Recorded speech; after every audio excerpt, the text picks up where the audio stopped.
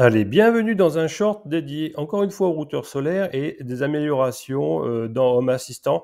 Et ça va concerner le routeur SolarGrid avec la carte Maxi avec les 2 voies.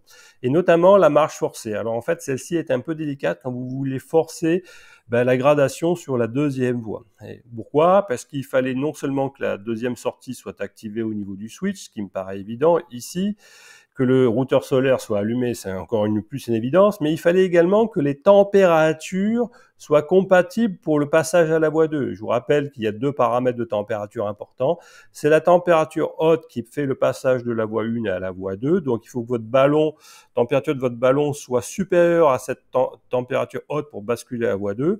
Et ici, la température basse, c'est quand votre température de ballon devient en dessous de cette température et retourne sur la voie 1.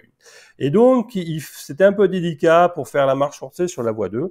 Et donc, maintenant, ça se passe avec un input select. Vous choisissez soit la sortie 1, soit la sortie 2. Par exemple, la sortie 2.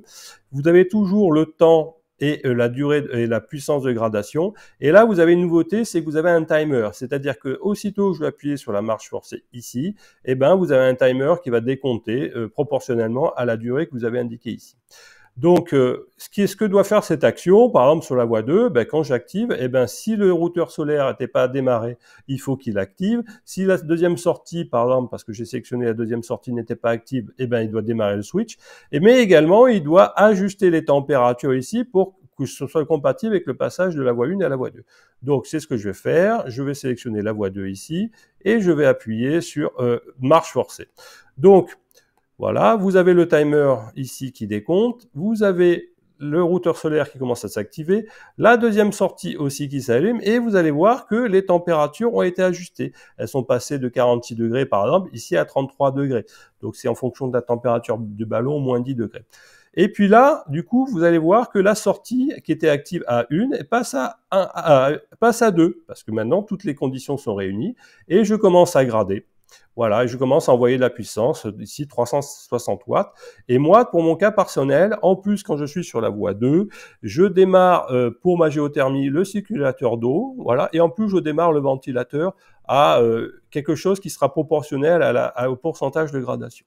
Voilà, donc à tout moment, soit vous laissez la durée de marche forcée, mais vous pouvez appuyer sur le switch ici pour arrêter les choses.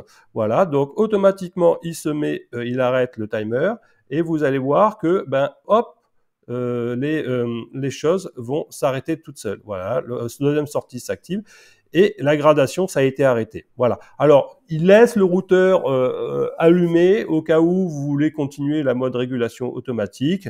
Voilà. Et j'ai éteint la deuxième sortie. Ça sera à vous d'ajuster ou non les choses si vous voulez retourner en mode automatique. Mais en tout cas, ce qui est sûr, c'est qu'ici, il est retourné en sortie active 1 parce que j'ai éteint le switch de deuxième sortie. Alors, au niveau des scripts, comment ça se passe? Les nouveautés, il y en a au moins 4 de scripts. Et en fait, moi, j'en ai un 5e parce que je module également, comme je vous ai dit, le ventilateur en fonction de la puissance de gradation.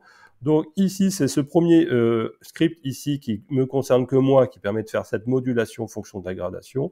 Mais en fait, les 4 scripts qui vont vous intéresser, c'est ici le Save and Adjust Temperature qui permet donc justement de stocker les valeurs initiales du mode automatique du routeur solaire des températures hautes et basses, qui les stocke dans un coin et qui après les met en fonction de la température de votre ballon ici, moins 10 degrés. Après, vous avez l'inverse qui permet, une fois que le script est arrêté, enfin vous avez arrêté la marche forcée, ce qui permet de remettre les températures qu'il y avait initialement. Vous avez le script principal qui est marche forcée, qu'est-ce qu'il fait? Il démarre le timer. Si j'avais encore en route le script de arrêt forcé, je l'arrête. Et puis là, je teste. Tiens, est-ce que j'ai sélectionné la voie 2? Si oui, je fais le changement, vous savez, des sliders de température que je vous ai montré juste précédemment. Je teste encore, est-ce que le routeur était éteint? Si oui, je l'allume. Et là, je teste, est-ce que j'avais sélectionné la voie 1? Si oui, je stoppe le switch, j'arrête le switch deuxième sortie, et sinon, je démarre le switch deuxième sortie, ce qui me paraît évident. Je fais un petit délai, et puis après, je commence ma cascade de commande MQTT. Donc là, les 2 paramètres, plus la commande CMF1. Je fais le délai qui est proportionnel au temps que j'ai mis dans le slider. Et enfin, je démarre le script de marche arrêt une fois que j'ai fini la fin de la marche forcée. Alors, qu'est-ce qu'il y a dedans? J'arrête le timer. Si j'avais la sortie 2, eh ben, je remets les sliders à leur position initiale, de température en position initiale. J'arrête le script marche forcée, je fais un petit délai et je publie la commande d'arrêt de la marche forcée. Et éventuellement, là, c'est à vous de mettre ou non, à commenter ou non. Et ben ici, j'arrête le switch deuxième sortie. Donc, c'est à vous de mettre ou non cette partie-là en commentaire.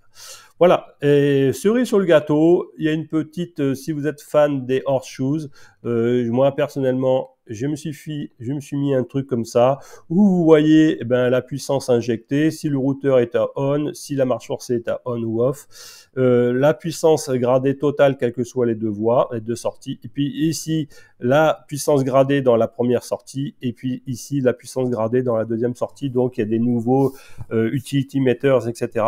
Tous ces fichiers que je vous parle aujourd'hui ont été mis à jour et se retrouveront dans le zip en description. Voilà, j'espère que cette vidéo vous a plu. N'hésitez pas si vous avez des questions. Je vous dis à bientôt.